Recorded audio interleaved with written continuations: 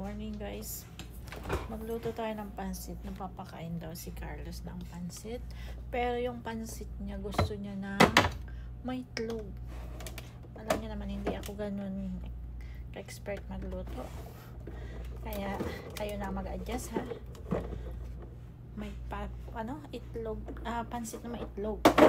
Yan, nakikita ko yun sa mga Chinese. Tingnan natin. Ilang itlog kaya? Dalawa lang siguro. Dalawang itlog. Ayan guys. Luto tayo ng itlog. Itlog daw muna. Yun ang nakikita ko. Guys, ito ay sariling kaalaman ha.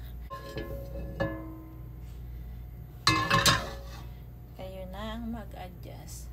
Ako, kailangan natin maglagay na exhaust fan. Maingay ito.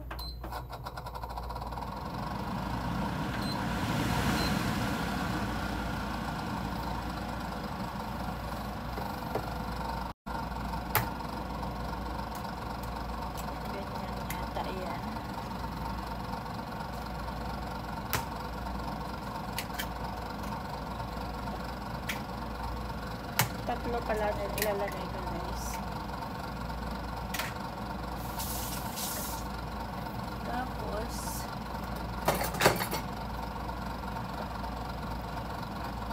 ganyan.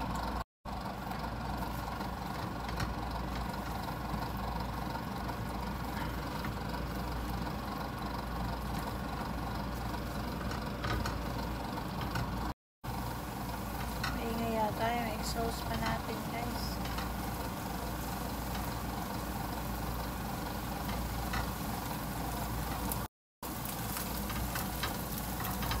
Luto na siya.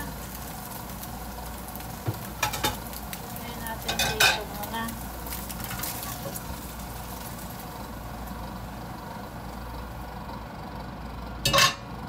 Tapos gawin natin itong binayad ko na pork belly.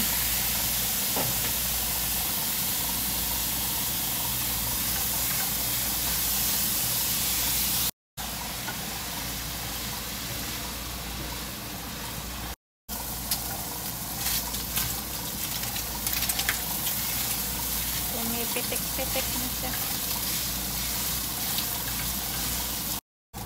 Medyo okay na siya guys. Ating separate na lang.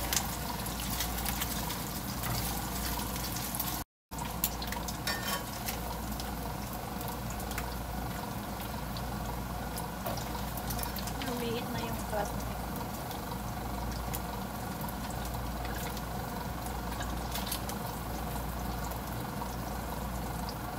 Taba.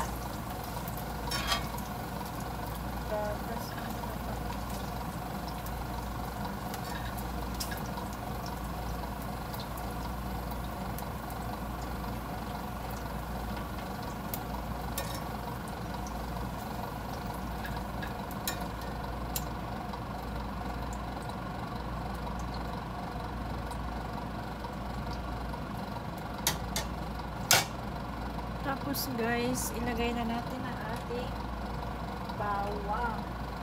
Guys, ako ay hindi expert sa pagluluto. As I said earlier, kayo na mag-adjust. Pero, accepting suggestion.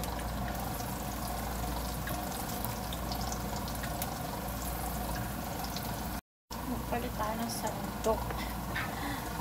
Kasi malambot yung kasi rubber siya. Ayoko kasing magasgasan tong aking X-Clad. Mahal pa naman ito kahit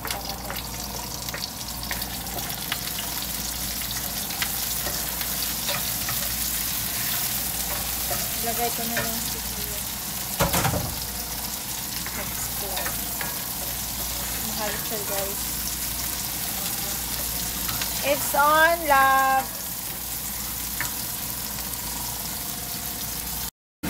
Inaasan ko yung nilakasan ko yung exhaust fan kasi nagre-reklamo yung aking pasyente doon. Nakakain ng pansit. Ito na guys yung gulay. Nagawin natin.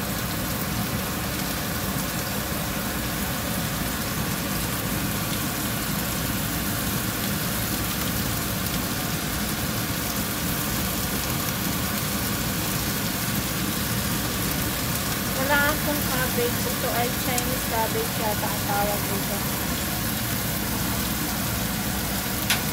Ang ating pinaka-repolyo.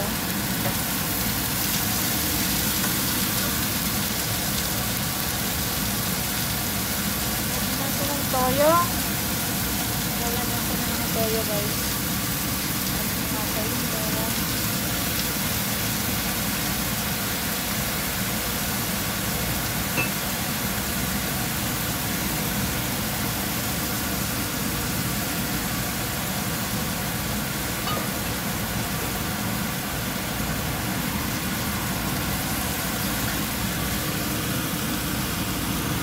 Tsaka tubig.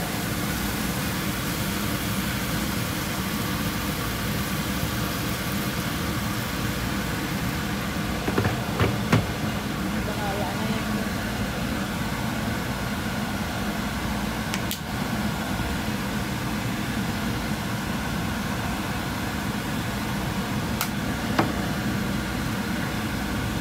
Ayan. Nalimutan ko yung scallop. Lalagyan ko ng scallop pala ito. Ano, dapat ginisa ko din ano.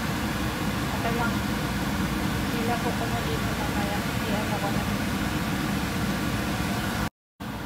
Pumupulo na siya guys.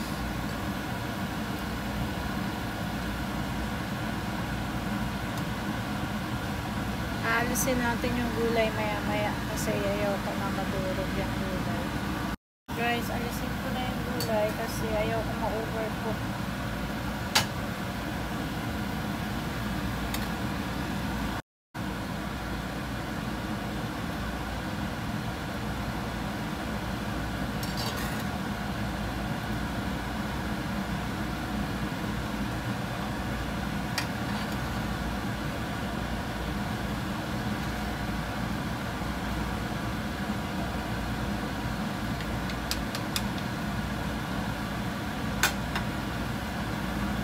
Tapos, scallop na nalimutan ko. Ito yung scallop guys. Oh. Lagay natin.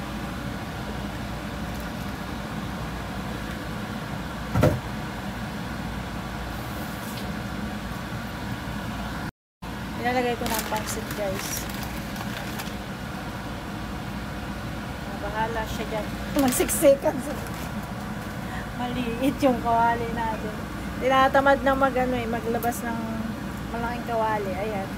Magtiis sila dyan, magsiksikan.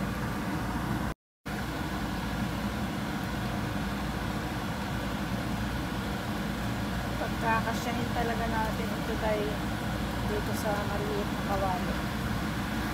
Nalagay ko pala itong karne para sumuot ng konti yung lasa sa kanya.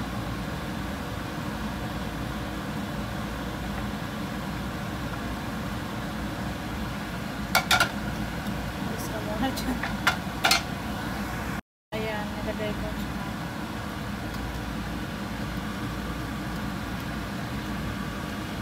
Mayroon pa akong konting gulay dito.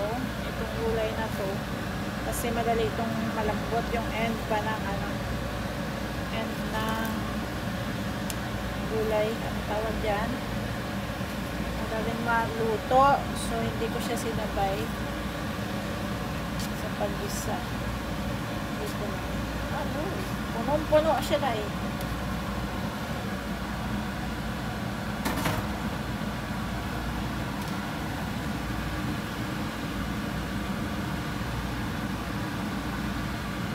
Katamaran. Katamarang mag-ano. Ayan. Pinagdasyo talaga.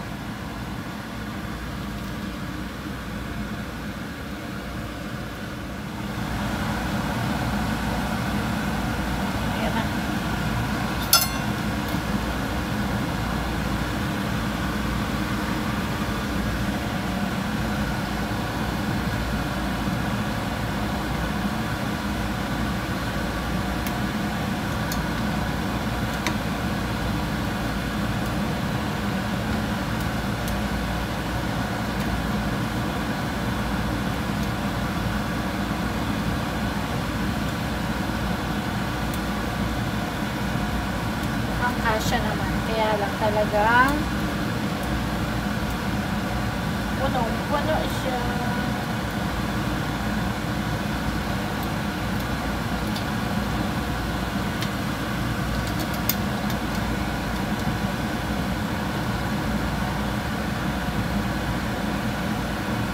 Lagay na natin yung itlog.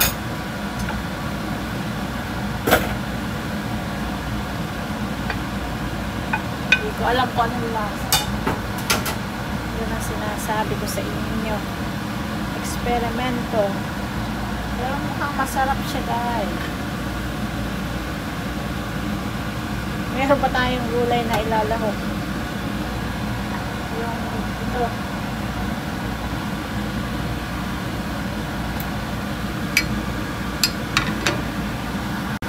Okay, try natin ilagay ito. Kung mag-uubra. Lord, yung katamaran ni Maria.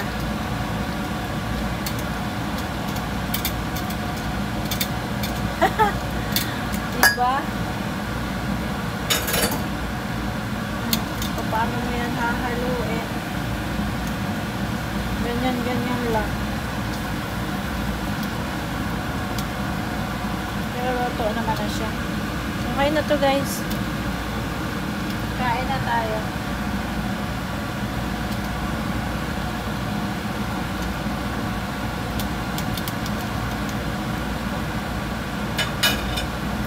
Luto na! Thank you guys for watching. Ayan na. Luto na siya, guys. Salamat sa pag-watch. Turuan niyo ako. Kasi request siya ng aking pasyente. Sabi niya yun daw pansit na may itlog. Ayan na nga, pansit na may itlog. Pero sariling kaalaman lang po. Bahala na. Kayo na lang talaga mag-adjust sa aking pagluluto, guys. Kasi hindi naman talaga ako marunong. So, thank you for watching. Please don't forget to subscribe my channel and hit the bell button so you will be notified on my next video. We'll try this. I will show you kung gaano kasarap. Ito guys, kain na tayo. Let's eat if it's gonna be good. Okay guys, tikman natin with scallop. Kung anong lasa.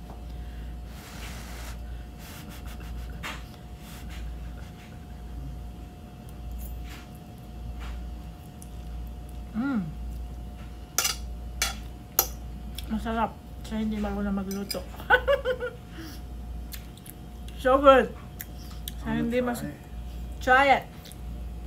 It's so good with scallop. There's a lot of scallop. It smells like vermicelli. This is vermicelli. Yeah. It's so hot in the bedroom.